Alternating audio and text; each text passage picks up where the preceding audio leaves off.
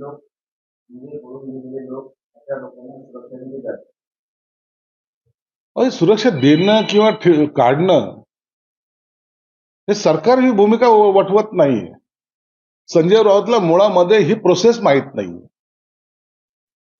सुरक्षा कुणाला द्यायची याच्यासाठी असलेली एक कमिटी आहे.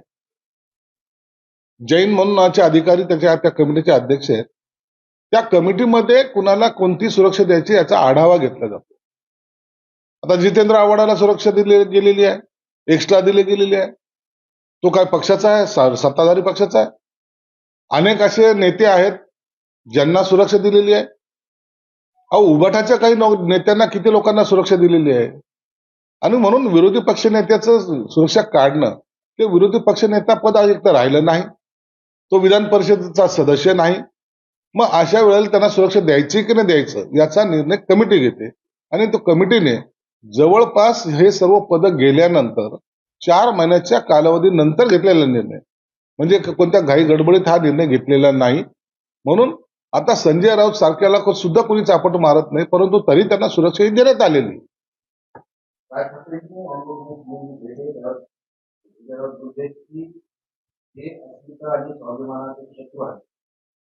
संजय राऊतला अस्मिता हा शब्द कळतो का? अस्मिता कशाला म्हणतात? दरवेळेला मराठीचा मुद्दा काढायचा, मराठीच्या अस्मितेसाठी. म्हणजे ही सगळी ठेकेदारी ही उभाटाची आहे का? म्हणजे महाराष्ट्राची अस्मिता कोण? तर संजय राऊत. महाराष्ट्राची अस्मिता कोण? तर उभाटा. मराठीचा मुद्दा कुणाचा? तर उभाटाचाच. हिंदुत्व कुणाचं? उभाटाच. आणि ह्या अस्मितेच्या नावाखाली जे काही सोंग ढोंग करतायत ना, हे महाराष्ट्राने आता ओळखलेलं आहे. तर राजसाहेबांनी कुठं जावं कुठं जाऊ नये याच्या सुद्धा आचारसंहिता यांनी तयार करायच्यात का? महाराष्ट्राची अस्मिता जपणारे सर्व महाराष्ट्रामध्ये अनेक मान्यवर नेते आहेत. मी कोणा एका पक्षाच्या नेत्याचं नाव घेत नाही. अनेक लोक आहेत त्यांना महाराष्ट्राच्या अस्मितेचं जतन कसं करायचं याच्याबद्दलची माहिती आहे. म्हणून संजय राऊत सारख्या डुबलेल्या पक्षाच्या प्रवक्त्याने असे वक्तव्य करणं हे लोकांना आवडत सुद्धा नाहीत आणि लोक त्याच्याकडे लक्षही देत नाही.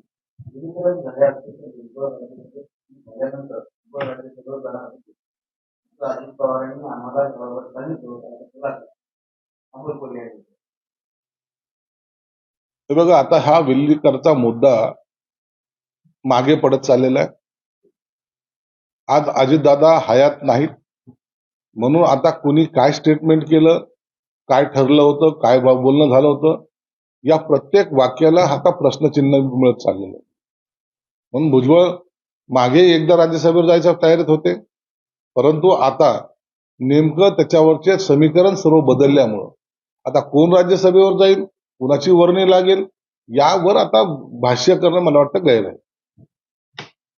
असं म्हटलं की महाराष्ट्रात सध्या आयसीयू मध्ये आहे आणि विकास नाही तर आहे. महाराष्ट्र हा आयसीयूत नाही, आयसीयूची जी होता करोनाच्या काळामध्ये किंवा उबाटाच्या राज्यामध्ये ज्या आयसीयू मध्ये होता त्याच्यातून बाहेर काढायचं काम आता महायुतीने केलेलं आहे. तुम्ही पाहत असाल अनेक प्रकल्पाला चालना दिलेली आहे. मुंबई मधलेच अनेक प्रोजेक्ट हे रन झालेले आहेत. म्हणून अटल सेतू असेल, कोस्टल रोड असेल, मेट्रो असतील, या सगळ्या गोष्टी ज्या तुम्ही पाहिल्या ते झालेल्या आहेत. नवी मुंबईचं विमानतळ असेल, या सर्व गोष्टी आता रन झालेल्या आहेत, म्हणजे थांबलेल्या नाहीत, आता चालू झालेल्या आहेत. म्हणून सूज उतरवण्याचं काम या महायुतीने केलेलं आहे आणि भविष्यामध्ये महाराष्ट्र हा अग्रसर घेऊन जाण्यासाठी सर्वांचं सहकार्य, राजसाहेबांचं सुद्धा सहकार्य आम्ही घेणार आहोत.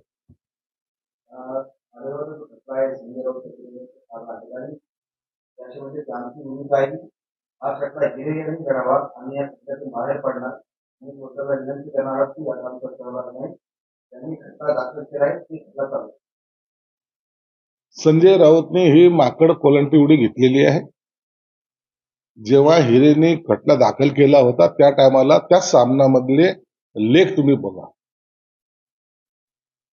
अशा आविर्भावामध्ये ते समोर गेले होते.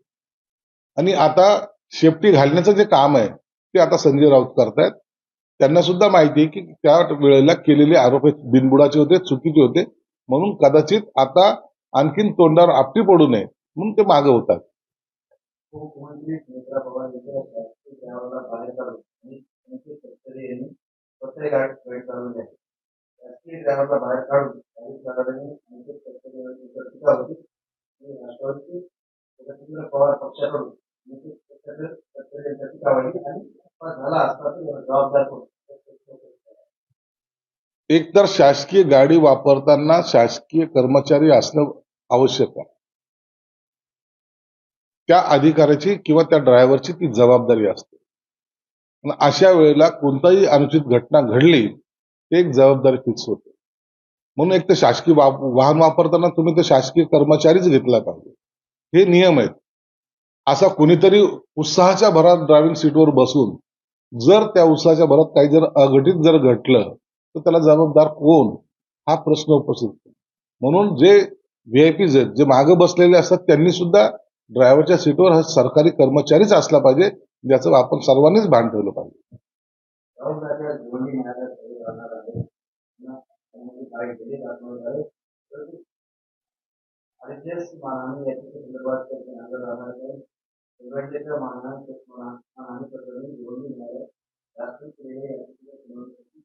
लोकसभा विरोधी पक्षनेते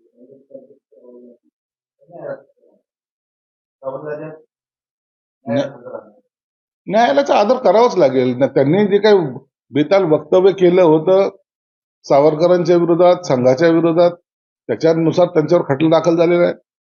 तुम्ही बोलताना मग ते जे काही खटला दाखल केला त्याला तुम्हाला समोर जावं लागेल. म्हणून राहुल गांधी आज येत आहेत, ते काय खटल्याला उपस्थित राहतील याच्यात काही बातमी नाही. परंतु कायद्याच्या पुढे कोणीही कितीही मोठा असला तर त्याला कायद्यापुढे यावंच लागेल, हा मेसेज मला वाटतं या माध्यमातून लोकांकडे गेलेला आहे. काळे झेंडे दाखवणार राहुल गांधी हा अपयशी माणूस आहे. खरं तर सत्ताधारी पक्षाच्या कोणी काळे झेंडे दाखवायला नकोत. फक्त आता काळे झेंडे दाखवण्यासाठी काँग्रेसनेच पुढाकार घेतला पाहिजे. कारण की इतकं डुबवलंय त्या काँग्रेसला. आता काँग्रेस शिल्लक राहिलीच नाही. त्यांना आता हद्दपार करण्याचं काम स्वतः राहुल गांधी करतायत. म्हणून त्या लोकांनी सुद्धा याच्यामध्ये सहभागी झालं पाहिजे. मुंबईमध्ये 57 मराठी शाळा बंद पडण्याचे वाटत आहे. त्या मराठी राजभाषेच्या मुंबई शहर उपनगरातील मराठी माध्यमातील शाळा बंद पडण्यात आल्या. कोणतीही मराठी शाळा बंद पडणार नाही याची सरकार दखल घेते. परंतु ज्या शाळेमध्ये मुळात अत्यल्प म्हणजे विद्यार्थीच नाहीत आणि शाळेच्या चालवतो या नावाखाली कोणी जर आपलं उखळ पांढर करत असेल तर त्या शाळेवर कारवाई जरूर केली जाईल. परंतु मराठी शाळा बंद होऊ देणार नाही.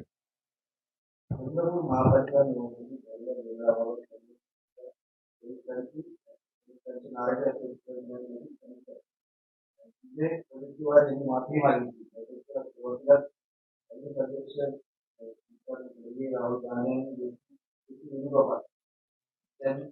विजय वडेट्टीवारांनी माफी मागितली की नाही हे सर्व आणखीन गुलदस्त्यात आहे. परंतु एवढं निश्चित आहे की महाराष्ट्रामधली उरली सुरलेली जी काँग्रेस आहे ती अस्थिर आहे. त्यांच्यामध्ये 2-3 गट निर्माण झालेले आहेत आणि त्या गटाचा परिणाम या सगळ्या निवडणुकीत झालेला आपल्याला पाहायला मिळतो. म्हणून आता काँग्रेस पुढे त्याचं भवितव्य काय या संदर्भामध्ये ती चर्चा होती आणि त्या चर्चेमध्ये नेमकं काय घडलं त्या तिथे असलेल्या मीटिंगमध्ये असलेले लोक ते त्याबद्दल स्पष्ट सांगू शकतील.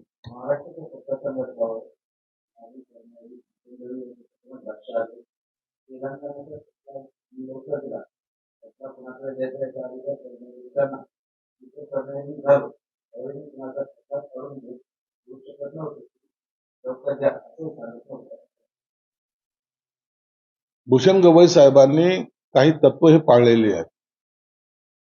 जेव्हा ते न्यायाधीश होते त्या टायमाला त्यांना जो योग्य वाटला तो निकाल त्यांनी दिला. परंतु सर्वोच्च न्यायमूर्तीने जो काही खटला वर्ग केला होता हे सर्वोच्च न्यायालयाचे न्यायमूर्ती झाल्यानंतर सुद्धा त्यांनी दिलेल्या निकालाला कुठेही त्यांनी आक्षेप किंवा त्याच्या क्रॉस जाऊन इतर निकाल घेतला नाही. हे खऱ्या अर्थानं जे घटनाच्या उच्च पदावर बसलेले आहेत त्यांनी ही पाळलेलं नैतिकता जे आहे ती वाखाणण्याजोगे. खरं तर भूषण गवई साहेबांचं या प्रकरणामध्ये अभिनंदन केलं पाहिजे.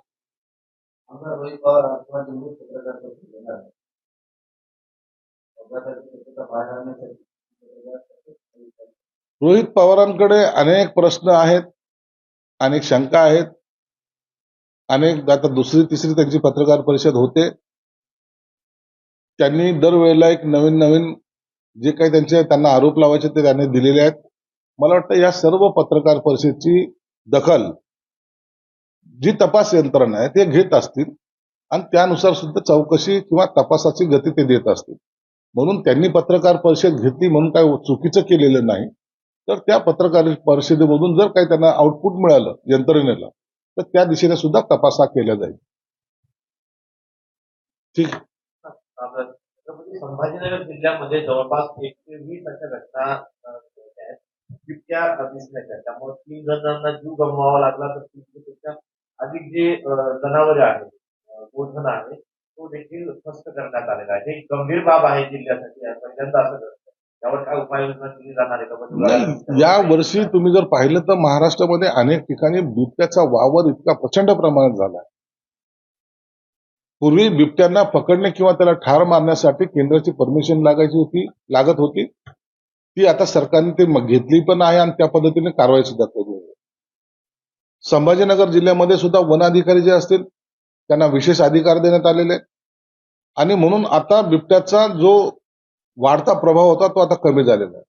निश्चित काही दुर्दैवी घटना घडल्यात, काही जनावरे मेलेली, काही तर माणसं मेलेली आहेत आणि म्हणून असे प्रकार घडू नये म्हणून सगळ्या उपाययोजना या वन विभागातर्फे या ठिकाणी जिल्ह्यामध्ये करण्यात आलेल्या आहेत.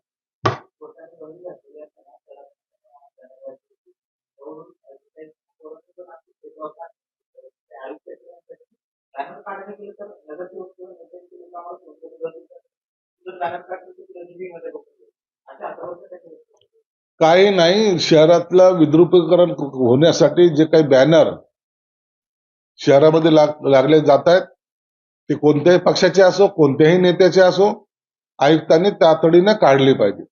महापौरांनी तशा सूचना दिलेल्या आहेत. आयुक्तांनी त्याचं काम केलं पाहिजे. आजही एक दुर्दैवी घटना घडली. बॅनर काढताना एकाचा शॉक लागून जीव गेलेला आहे. म्हणून न्यायालयाचा अवमान आपण करतोय की काय असं एकंदर दिसतंय. म्हणून मी आयुक्तालय सांगेल की कुणाचीही पर्वा न करता, कुणाच्याही दबावाला बळी न पडता पाहून गेल म्हणजे काय, आनंदाचा एखादा 2 दिवसाचा आपण समजू शकतो. एखादा मोठा उत्सव असेल तर 2 दिवसाचे बॅनर लागणं हे काही गैर नाहीये. परंतु कायमस्वरूपी ते बॅनर त्या शहरामध्ये असणं, शहराला विद्रुपीकरण करणं आणि त्याच्यामुळं घडणारे अपघात याची जबाबदारी सुद्धा फिक्स झाली पाहिजे.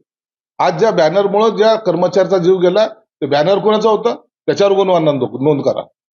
आयुक्तांनी या बाबतीमध्ये स्ट्रिक्ट राहिलं पाहिजे. नसता हायकोर्टाचे स्ट्रक्चर तर आहेच आहे, परंतु आम्ही सुद्धा या प्रकरणामध्ये गांभीर्याने लक्ष घालू.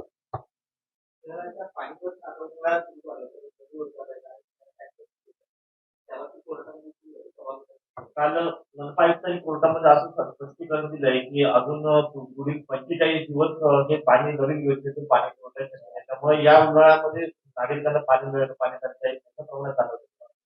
काल परवाच्या दिवशी हायकोर्टाने दिलेल्या सूचनेनुसार काल आयुक्तांनी सर्व त्या पाणी पुरवठा संदर्भामध्ये स्पॉट व्हिजिटा केल्या. त्या ठिकाणी जे काही त्याचा अहवाल होता तो न्यायालयाला सादर केलेला आहे. न्यायालयाने त्याच्यात काही त्रुटी काढलेल्या आहेत. हा परिपूर्ण अहवाल नाही असं न्यायालयाचं मत त्यांनी नोंदवलेलं आहे.